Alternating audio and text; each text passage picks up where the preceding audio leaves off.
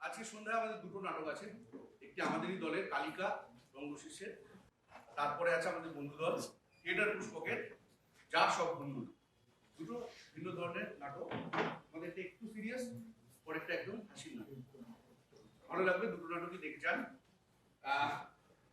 যেটুকু বলার, ব্যাস দিয়ে কোনো ছবি তুলবেন না, আর কেউ খাবেন না হলে বসে।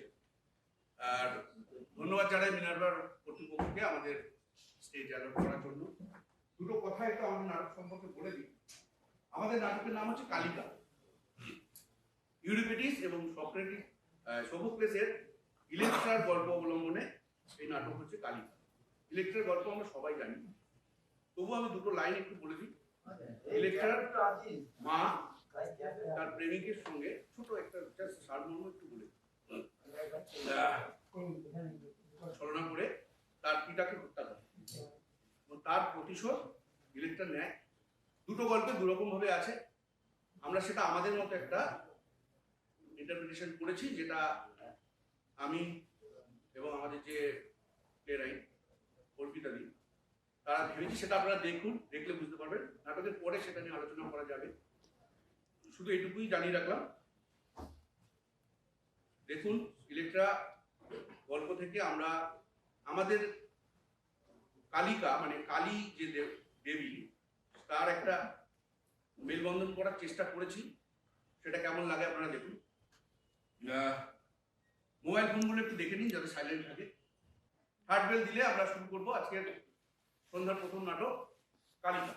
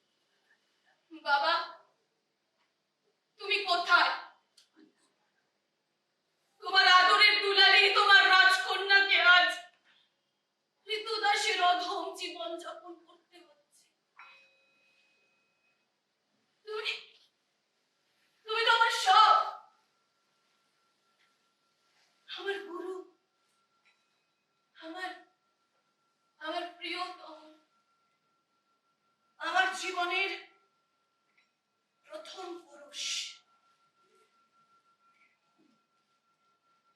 রাজা আগস্ত্যকে যারা নিষ্ঠুর ভাবে হত্যা করেছে, তাদের বশ্যতা স্বীকার করে আমি পল অনুপল প্রতিহিংসা ও শোকের আগুনে দগ্ধ হচ্ছি। পিতা পিতা পিতা, আপনি আমাকে বাঁচান, পিতা। আচ্ছা, আপনার প্রিয় পুত্র হিন্দুকে আপনি বাঁচান। আপনার হত্যা দৃশ্য এখনো আমার শয়নে, স্বপনে, জাগরণে তারা করে বেড়ায়। শত ক্লেশ, গ্লানি, যন্ত্রণা সত্ত্বেও আজ শুধু নিজেকে রাজা আগস্ত্যের প্রতি সমর্পিত করেছি।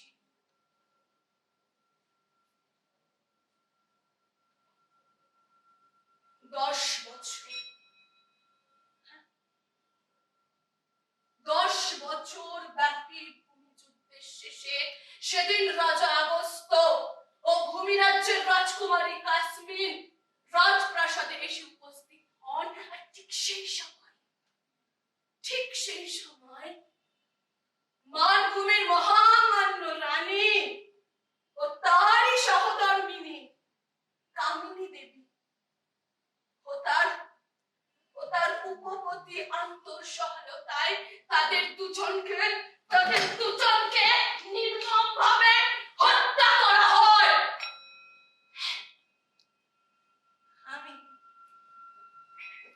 আমি আর আমার ভ্রাতা অর্জুন ছিলাম তার প্রত্যক্ষদর্শী।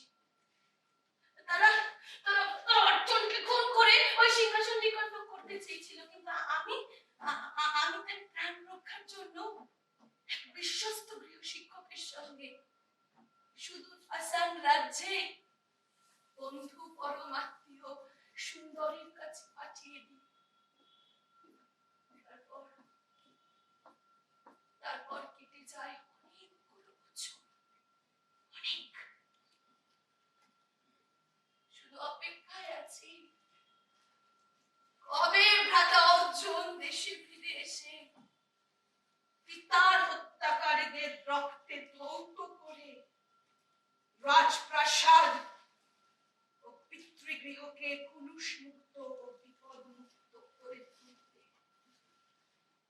হে দেবতা, ততদিন আমায় কিন্তু বাঁচিয়ে রেখো।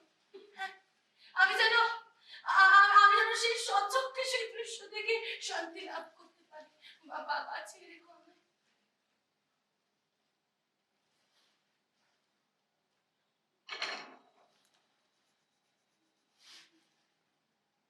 মহারানী কামিনী দেবী,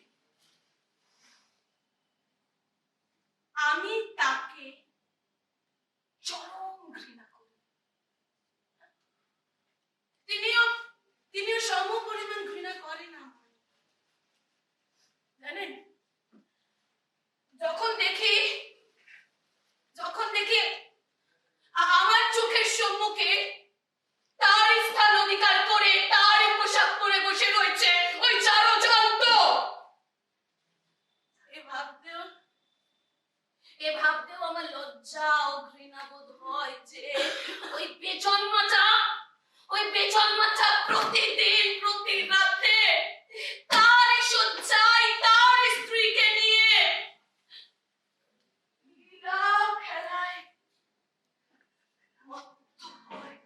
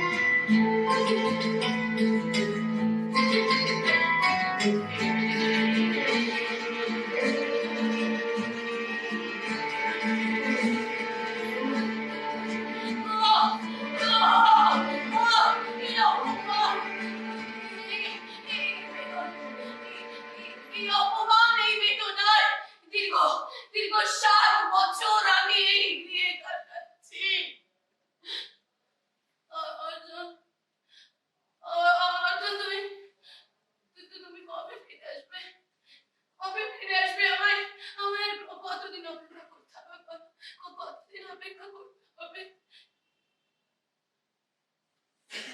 জানেন, রাজপ্রাসাদে এমন একটি কোণও নেই যেখানে আমি প্রাণ খুলে কাঁদতে পারি। ওই পাপিয়সী রানী আর ওই আসন্ন আঙ্ক আমার জীবনকে দুর্বিষহ করে তুলেছে। হ্যাঁ, আজ ওই আন্ত নগরীর বাইরে, তাই আমার মনের কথা আপনাদের খুলে বলতে পারছি। তোমরা সবাই আমার জন্য প্রার্থনা করো। হ্যাঁ, আমার জন্য তোমরা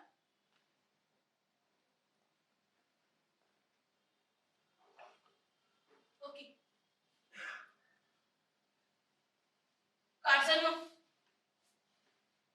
যেন পদশব্দ শুনি।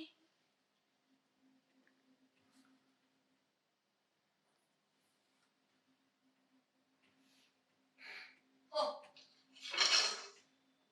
শ্রীনি, তা বোন আমার কোথায় যাচ্ছে? পিতার সমাধি ক্ষেত্রে তার উদ্দেশ্যে শ্রদ্ধা নিবেদন করতে। বাবা, আজ প্রভাতে সূর্যোদয়টি মানভূমির পশ্চিম প্রান্তে দৃশ্যমান হয়েছে। তোমার এত সুমতি, এ কথা কেন বলছো তুমি? না না, আসলে তুমি ওই পাপিয়সী রানী ও তার লম্পট সহযোগীর পক্ষ অবলম্বন করে থাকো না, তাই তাদের শত্রুর সমাধিতে শ্রদ্ধা নিবেদন করতে দেখলে আশ্চর্য হয়ে পড়ি। তোমার এই ক্রোধ অমূলক দিদি, তোমার এই শোক অকারণ। ক্রোধ অমূলক, শোক অকারণ। তাহলে আমার এই বোনের মকুজ তোলায় খুব দামরূপে সম্পন্ন হয়েছে, তাই না? তোমরা এটা জেনে রাখো, এই ইন্দুকে বশীভূত করা অত সহজ নয়। ছলে বলে কৌশলে আমার প্রতিবাদ চলবে, আমার প্রতিহিংসার তুমি ভুল করছো। আমিও তোমার মতো পিতার জন্য শোক অনুভব করি, কিন্তু আমার যখন শত্রুকে আঘাত করার কোনো ক্ষমতা নেই, তখন বৃথা যন্ত্রণা ভোগ করে লাভ কি? এর থেকে বাতাস যেদিকে যায় সেদিকে নুয়ে পড়াই তো বুদ্ধিমানের কাজ, তাই না? চমৎকার, চমৎকৃত। বাহ বাহ বাহ বাহ বাহ বাহ। তবে তোমায় একটি উপদেশ দিচ্ছি, যেটি পালন করলে তোমার সর্বাঙ্গীন উন্নতি হবে।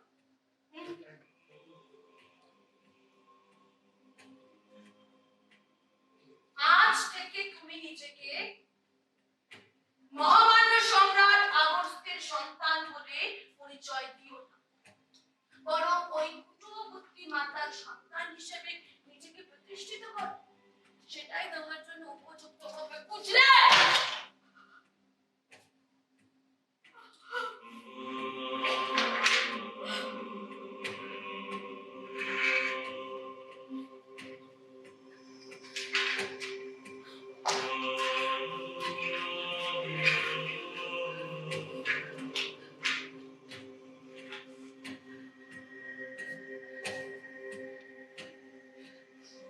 তুমি আমায় ভুল বুঝছো। মাতার প্রতি তোমার এই অভিমান ও অনর্থ। আবার শুরু করলে মিলি।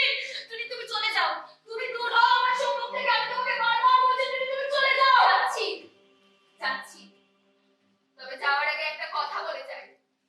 আজ যে পিতার সমাধি ক্ষেত্রে শ্রদ্ধা নিবেদন করতে যাচ্ছি, তা কিন্তু শুধু আমার ইচ্ছে নয়। মানে আদেশ এসেছে মানভূমির রাজরানী কামিনী দেবীর থেকে।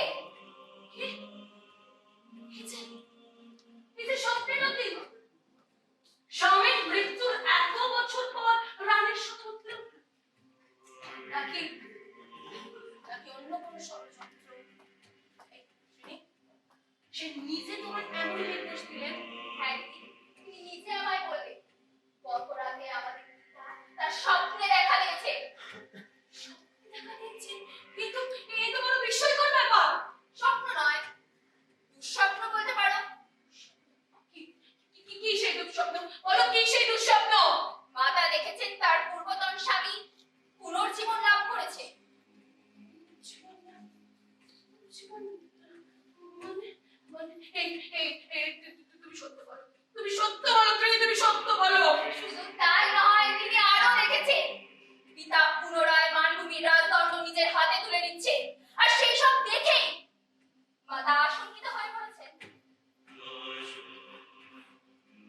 শুনতে দাও।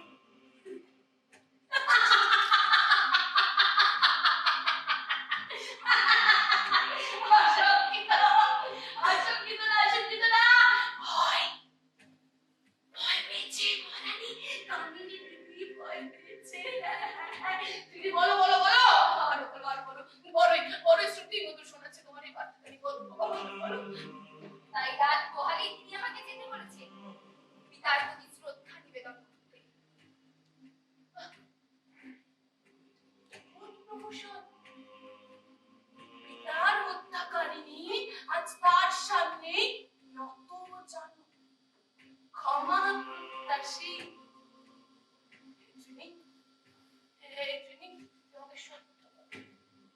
সঠিক বলছো তো? এই দেখো মাতা নিজে হাতে এই পূজা কর্ম সাজিয়ে দিয়েছে। এই ফুল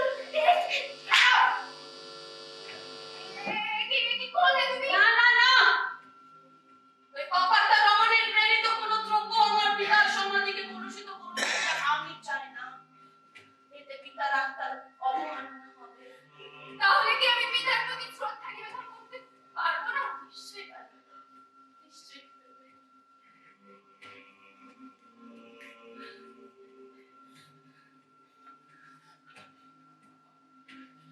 এই কেশগুচ্ছ পিতার সমাধিতে অর্পণ করো। এতেই পিতার আত্মা শান্তি পাবে। আর হ্যাঁ, আর প্রার্থনা করো যাতে ভ্রাতা অর্জুনকে কোনো বিপদ স্পর্শ না করতে পারে। ভ্রাতা অর্জুন সে কি এখনো জীবিত? কোথায় কোথায় সে? তিনি সেসব কথা জানতে চেও না। শুধু এটুকুই জেনে রাখো সে পিতার হত্যাকারীদের নিশ্চিহ্ন করার জন্য প্রস্তুতি নিচ্ছে। কিন্তু সে কি পারবে জয় হতে? আর বাদ পারবে। ভুলে যেও না সে মহামান্য সম্রাট আগস্তের রক্ত। শুধু প্রার্থনা করো সেই সুদিন যেন খুব তাড়াতাড়ি আসে, এবার তুমি যাও। অবশ্যই প্রার্থনা করবো। আমি আসি। যাও, যাও, যাও, যাও, যাও।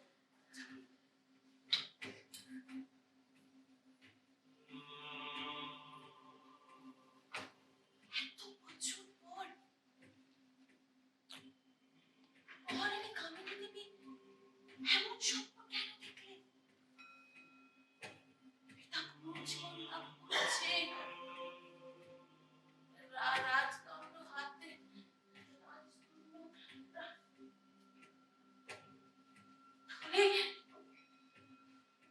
তাহলে তার পুনর্জীবন কি তার সন্তানের? অর্জন, অর্জন, অর্জন ফিরে আসছে। তাই না?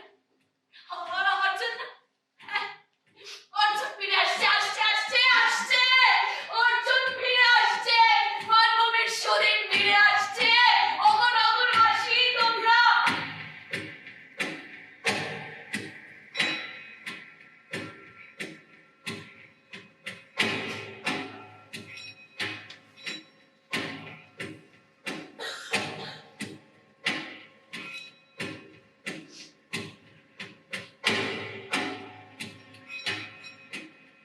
মহারানী কামিনী দেবী, আমার পক্ষে কি অভিপ্রায়? কেন তোমার পক্ষে আসা নিষেধ নাকি? যদি সত্যি নিষেধাজ্ঞা জারি করতে পারতাম। কিছু বললে না, আপনি হলেন মানভূমির মহামান্য রানী। রাজ্যের সর্বত্র আপনার বিচরণে অবাধ অধিকার আছে।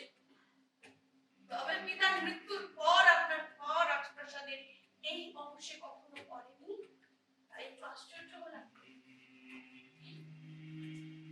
কি? নাকি কাল রাত্রে আপনি যে দুঃস্বপ্ন দেখলেন?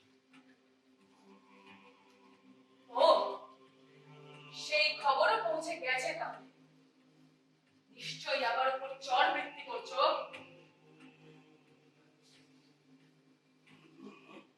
দেখি এগুলো চেনা চেনা মনে হচ্ছে।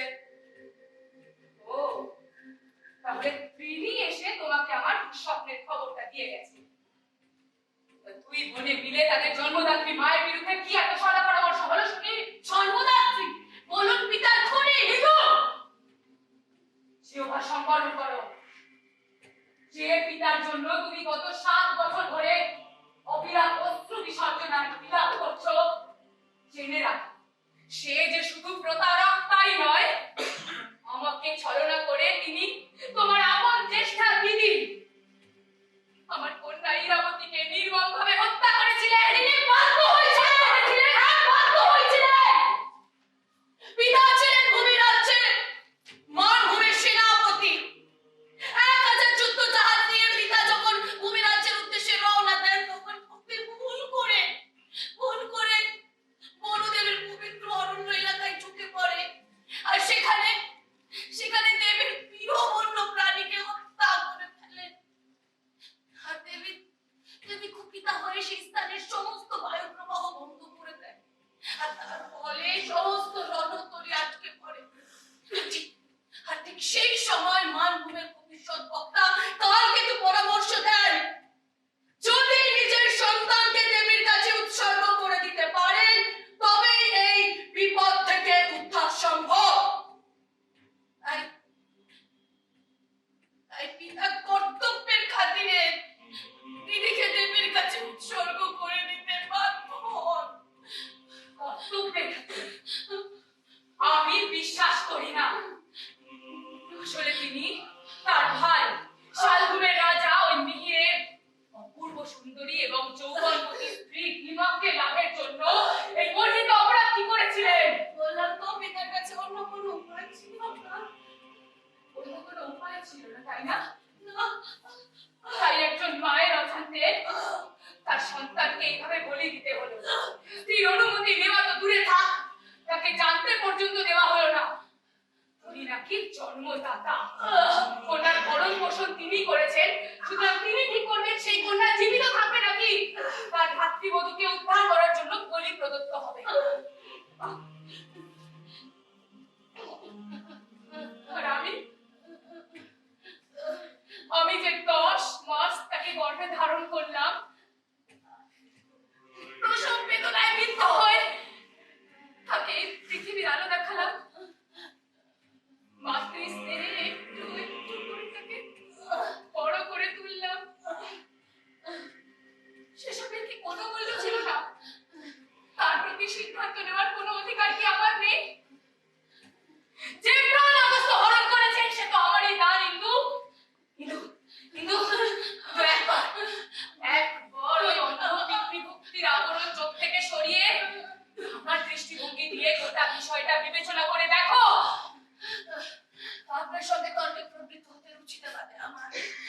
পিতা ইরাবতীকে বৃহত্তর স্বার্থে বলি দিতে বাধ্য হন। তাহলে তো আমিও বলতে পারি তাকে হত্যা করতে আমিও বাধ্য হয়েছিলাম, অন্তত আমার বাকি সন্তানদের নিরাপত্তার কথা ভেবে।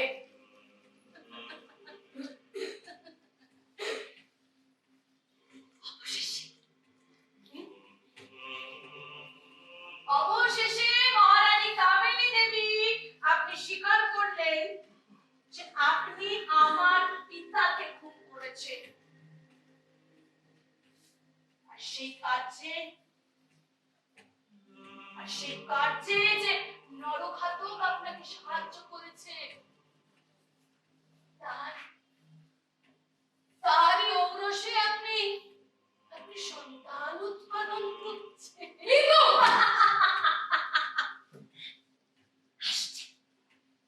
আসছে আমার অর্জন ফিরে আসছে। 7 বছর ধরে আমি সেই প্রতীক্ষায় অপেক্ষমান। আসছে। 7 বছর 7 বছর ধরে তুমি প্রতিশোধ স্পৃহা নিয়ে অপেক্ষা করছো, কিন্তু সত্যি তোমার প্রতিশোধ স্পৃহা এবং প্রতিহিংসা পরায়ণতা সত্যি প্রশংসাযোগ্য।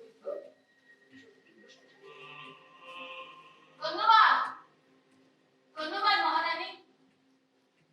তবে এই কথা অস্বীকার করার তো কোনো উপায় নেই যে এই দেহে কামিনী দেবীর রক্তই প্রবাহমান। তাই এই প্রশংসা আসলে আপনারই প্রাপ্য। কথাটা তো ঠিক বোধগম্য হলো না। সে ভুলে গেলেন?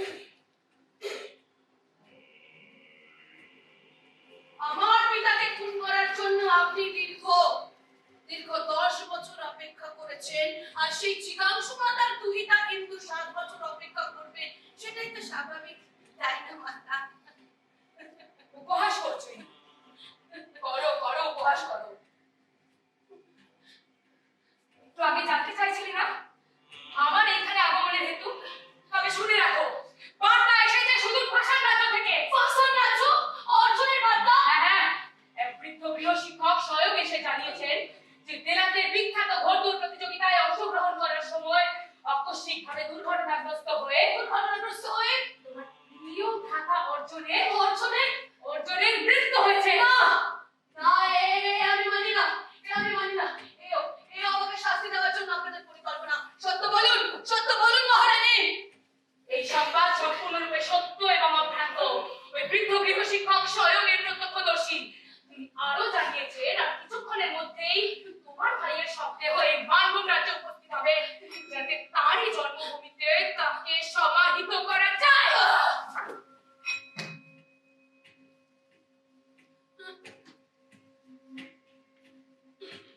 গতকাল রাত্রে দুঃস্বপ্নে সত্যি যথেষ্ট আশঙ্কিত এবং ভীত হয়ে পড়েছিলাম।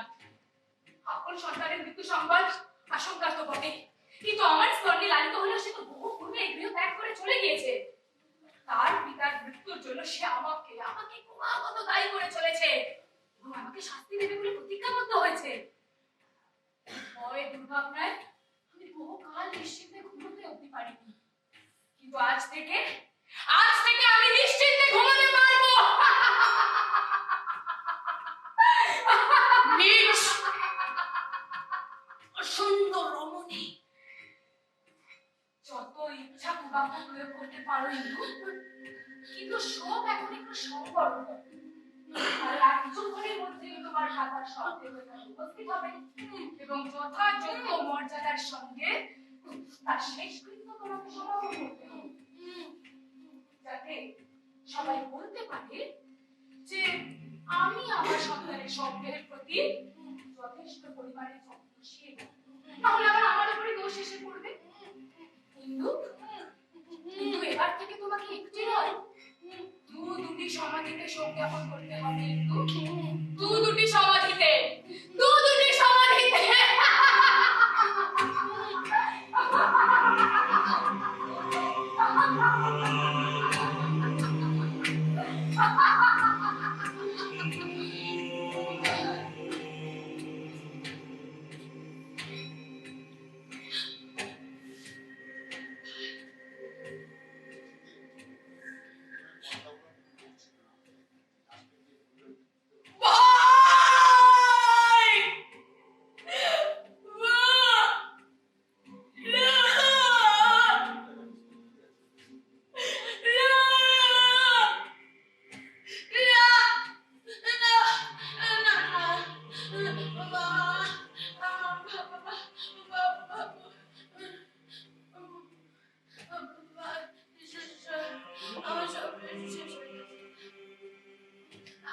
আমার সব শেষ হয়ে গেছে।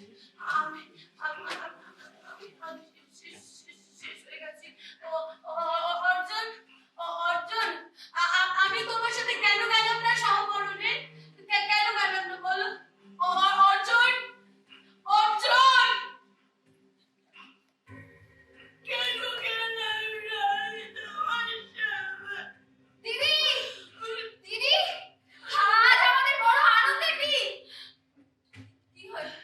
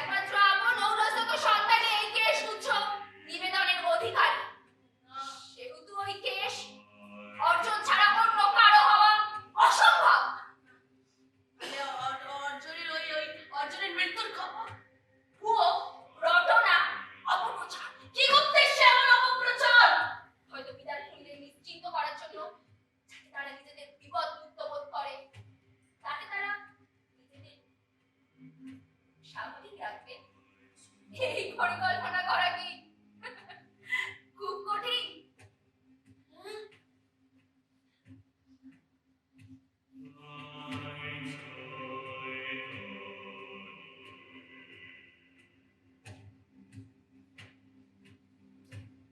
তাহলে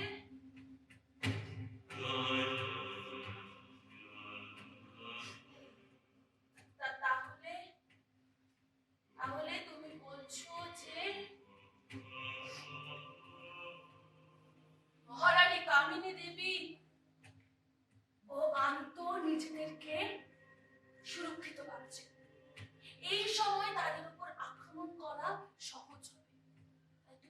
এখন কিন্তু অতি সহজ প্রতিপাদ্য।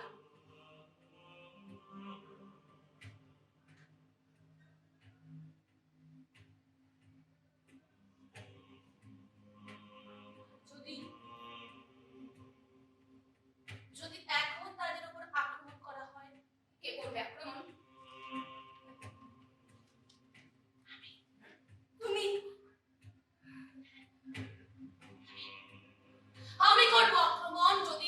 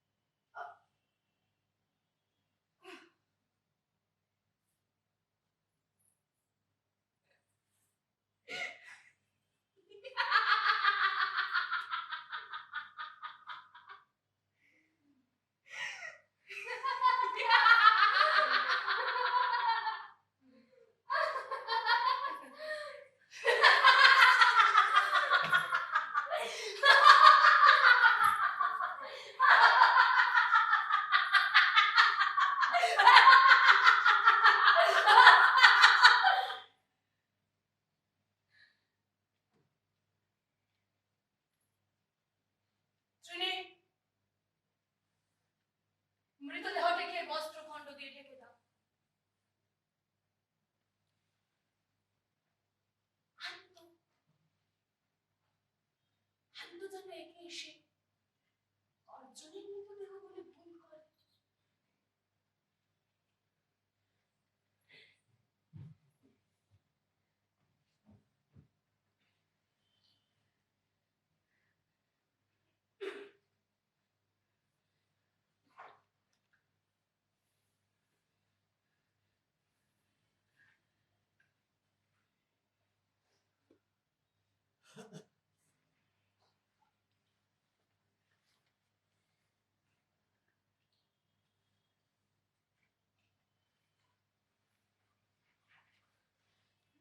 দিদি, হান্ত!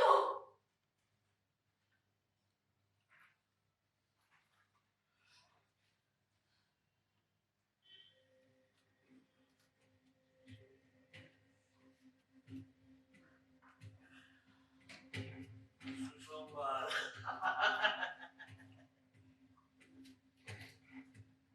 সুসংবাদ।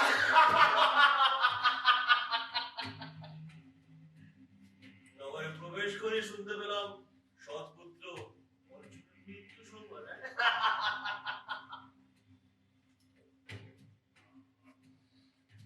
বিনা ক্লেশে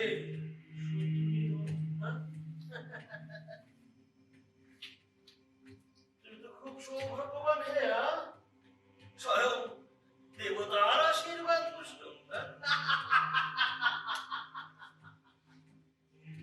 এখন এখন এই মহাভূমি রাজ্যে একচ্ছত্র অধিপতি আমি।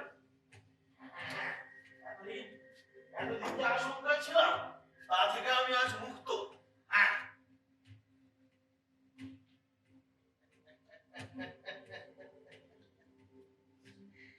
আজ প্রভাতে কাজ মুখ থেকে উঠেছিলাম, কি জানে তাকে সামনে পেলে যথাযথ পুরস্কৃত করতাম।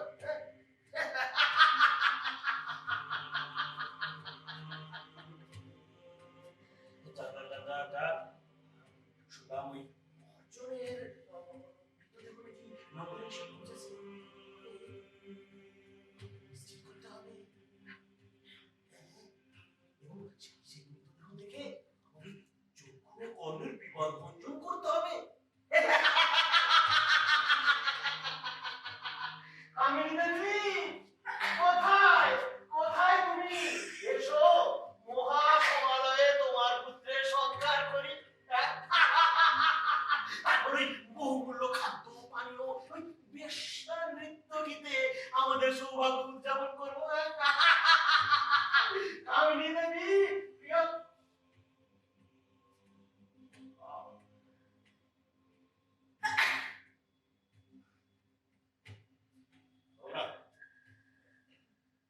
তোমাদের মধ্যে কে জানো ওই আসাম থেকে আসা বিদেশিরা কোথায় আছে? কোন বিদেশি? ওই অর্জনের খবর নিয়ে এসেছে। অর্জনের খবর করো, কে জানো আসাম থেকে আসা বিদেশিরা কোথায়?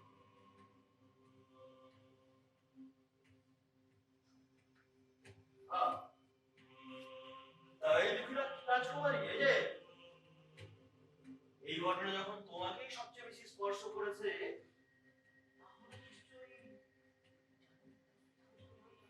এই যে তুমি জানো জানো আসাম থেকে আসা বিদেশিরা কোথায় আছে? বলো বলো জানি, বলো বলো, তাড়াতাড়ি বলো আমাকে, চেষ্টা করো।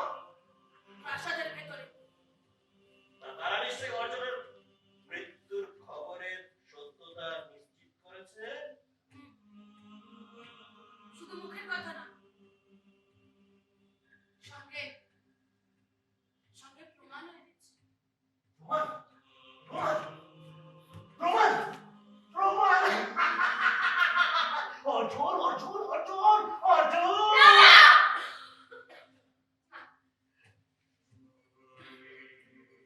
দৃশ্যটা বড় বেদনা দেয়। বাবা বাবা, তোমার কথা শুনে তো আজ বেশ ভালো লাগছে। এটা তো তোমার আগেকার রূপ নয়। হ্যাঁ, এতদিনের অভিজ্ঞতায় যা বুঝি, যারা বেশি ক্ষমতাবান তাদের সঙ্গে সমঝোতা করে নেওয়াই সবচেয়ে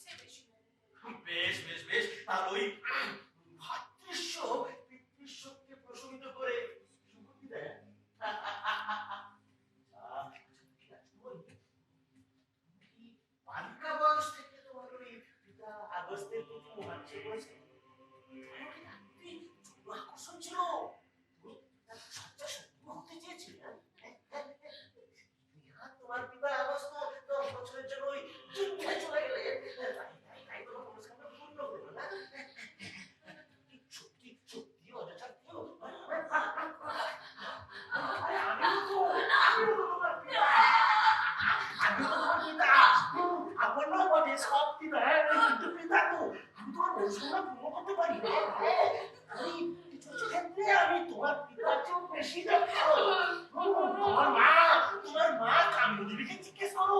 হ্যাঁ, উনি এই ব্যাপারে আমাকে প্রশংসা দেবে। হ্যাঁ। ছি!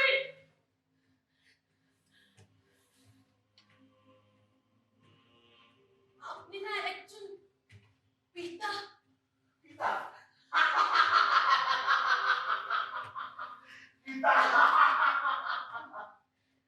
সে তো লোকেও আপনার সম্পর্কে কত কি বলে। কে? কে বলে? কি বলে?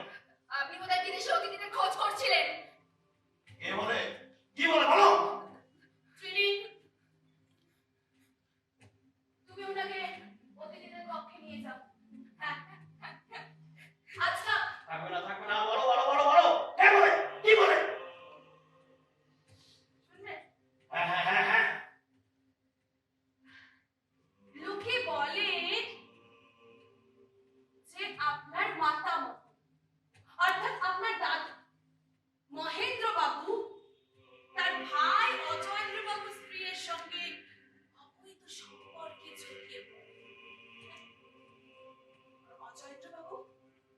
অজয়েন্দ্র বাবু সেটি জানতে পেরে আপনার দাদুর সমস্ত পুত্রদের খুন করে তাকে খাদ্য হিসাবে পরিবেশন করেন। আর কি বলে? হ্যাঁ? আপনার দাদু মহেন্দ্র বাবু প্রতিশোধ নেওয়ার জন্য এক কাজের পরামর্শে পুত্র লাভের আশায় প্রার্থনা সভার আয়োজন করেন। আর সেই সভায় আপনার দাদু নিজের কন্যা পৌর্ণমীকে ছদ্মবেশে এসে ধর্ষণ করেন। আর সেই ধর্ষণ জনিত কারণেই নাকি আঙ্গর জন্ম। আপনার মা লজ্জায় ঘেন্নায় আপনাকে পরিত্যাগ করলে আপনি একজন মেষ পালকের কাছে প্রতিপালিত হন, তাহলে আপনার শরীরেও তো অচঞ্চল প্রবাহমান, তাই না?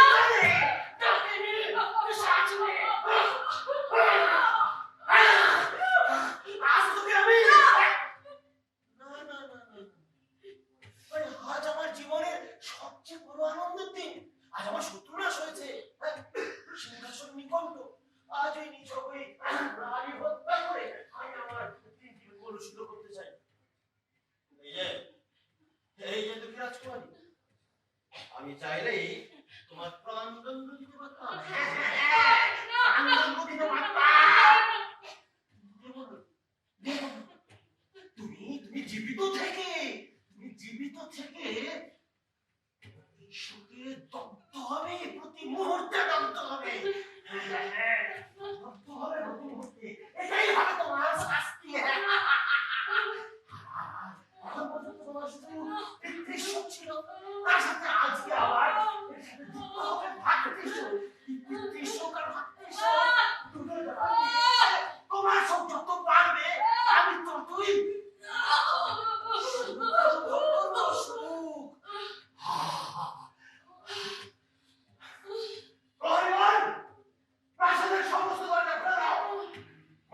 সমস্ত মানুষ আজ দেখো অর্জনের পরিণতি।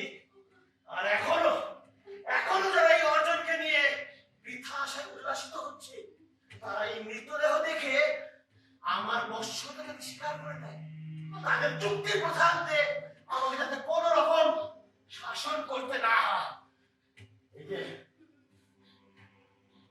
এই যে ছোট রাজকুমারী,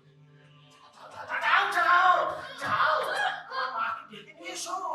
হ্যাঁ, দুজনে মিলে এই দৃশ্য দেখার উপভোগ করার আনন্দই আলাদা। যাও। তাকে ডাকার প্রয়োজন নেই, তিনি নিকটেই আছেন। যথা কালে দেখা যাবে। আমার তো আর দোষ হয়েছে না। এই যে অর্জুনের হস্তাক্ষর নিকট এগুলো দেখার জন্য আমি উদ্গ্রীব। আমি রোমাঞ্চিত হচ্ছি। আবরণ উন্মোচন করো, আবরণ উন্মোচন করো। আমার চক্ষু সার্থক হোক। করো। আপনি নিজেই না হয় আবার উন্মোচন করুন এবং তাকে শেষ বিদায় জানান। আমি নিজের উন্মোচন করবো।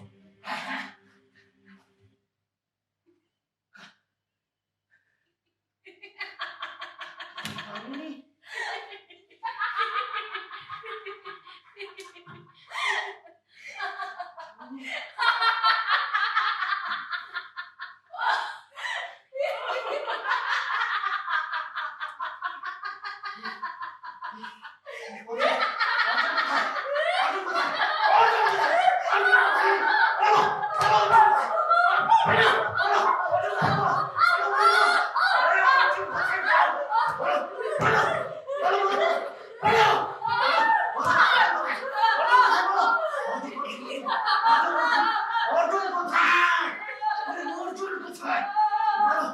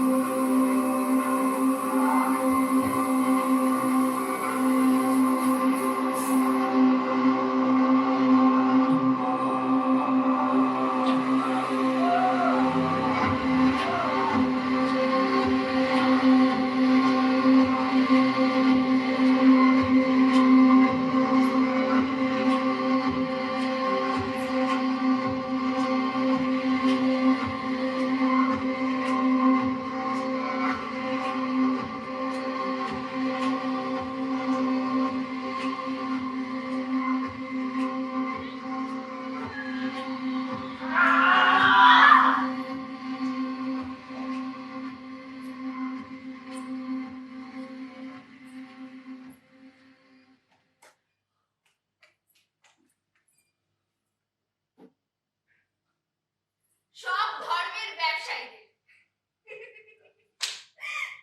সব ধর্মের ব্যবসায়ীদের মেয়েদের নিয়ে খুব চিন্তা। তারা পর্দা না করলে জাহান্নামে যাবে, ফেসবুক করলে, টিভি দেখলে, হাসলে, লিপস্টিক মাখলেও নাকি জাহান্নামে যাবে। ওইদিকে ইরানের কবি মেয়েটি জেলে থেকেও নোবেল পেয়ে গেল, কোনো পয়গম্বর আটকাতে পারল না। জ্যান্ত মেয়েদের চিতায় তুলে দেওয়া আটকাতে একজনই এগিয়ে এসেছিলেন, রাজা রামমোহন রায়। আর আজ তাকে নিয়েই কত কুৎসা। ছোট ছোট মেয়েদেরকে বাল্য বিধবা করে তাদের পুষ্টি, সাজগোজ, সর্বোপরি সম্পত্তির অধিকার থেকে বঞ্চিত করে রাখা থেকে মুক্ত করতে একজনই এসেছিলেন। তিনি আর কেউ নন, ঈশ্বরচন্দ্র বিদ্যাসাগর। আর আজ সেই বাংলায় ছোট ছোট ছেলে মেয়েদেরকে কপালে তিলক কাটিয়ে নানান ধরনের সাজিয়ে বিভিন্ন ব্যবসা করানো হচ্ছে। পাঠার মাংস খেলে গর্ভবতী অবস্থায় মা নাকি ছাগলের জন্ম দেবে।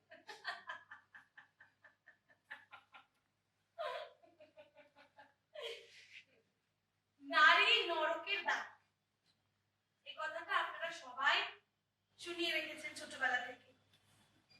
তাহলে নারীকে তো এড়িয়ে চললেই পারে, এত মাথা ব্যথা কেন? আমার সন্তান ছাগল হোক, আমি চাই। আমি নরকগামী হতে চাই। তাতে আপনার কি? আপনি পারেন তো অনলাইনে অর্ডার দিয়ে একটা নতুন সন্তান নিয়ে আসুন। তাতে ওই টুপি, তারপরে ওই টিকি, তিলক, যা খুশি আছে সব পরিয়ে দিন। কিন্তু আমাদের ঘাড়ে বন্দুক রেখে আপনাদের মতন অমানুষ তৈরি করব কেন? দুনিয়াকে জাহান্নাম বানিয়ে স্বর্গের টিকিট বিক্রি করার ব্যবসায় আমার কোনো প্রফিট নেই। আপনার আছে, তাই আপনি নিরন্তর ভাট বকছেন আর কিছু পাগল ছাগল জুটিয়ে দল বেঁধে পাওয়ার দেখাচ্ছে। দেখান